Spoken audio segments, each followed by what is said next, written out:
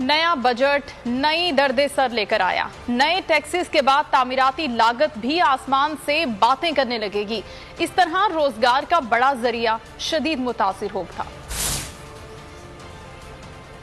PTI दौर में peak पर आया, लीगी दौर सवाल ले आया। मुआशी पॉलिसी ने तामीरात का शोबा भी दरहम बरहम कर दिया। बजट से रियल एस्टेट बिजनेस बराह रास्त मुतासिर हुआ। प्रॉपर्टी की खरीदो फरोख्त पर फाइलर पर 2%, जबकि नॉन फाइलर पर 5% टैक्स आयद काफ़ी ज़्यादा करार दिया जा रहा है। रियल एस्टेट और तामीरात के शोबे ने सबसे ज़्यादा आबादी को रोज़गार फराहम किया। गुज़िश्ता हुकूमत ने शोबे को मराद दी, जिसकी वजह से जहाँ आम लोगों के लिए अपना घर बनाना आसान हुआ, वहाँ मुल्क में दौलत की गर्दिश में आसानी पैदा हुई। टैक्सों की नई शरह से खदशा है कि रियल एस्टेट और तामीरात का शोबा मुतासिर हो सकता है।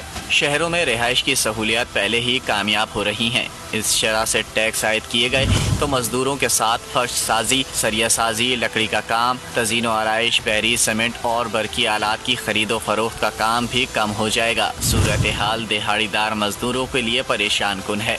यहाँ ये वाज़े करना भी ज़रूरी है कि फ्लैट और प्लॉट की खरीदो फरोख्त पर कैपिटल गेन टैक्स भी बढ़ा दिया गया है। गैर मनकूला जायदाद के 1 साल के अंदर खरीदो फरोख्त पर 15% टैक्स आयद होगा। इसी पर बात करने के लिए हमारे साथ मौजूद है Real Estate Federation of Pakistan Sardar Tahir Mahmood. Sir, आपके वक्त का शुक्रिया।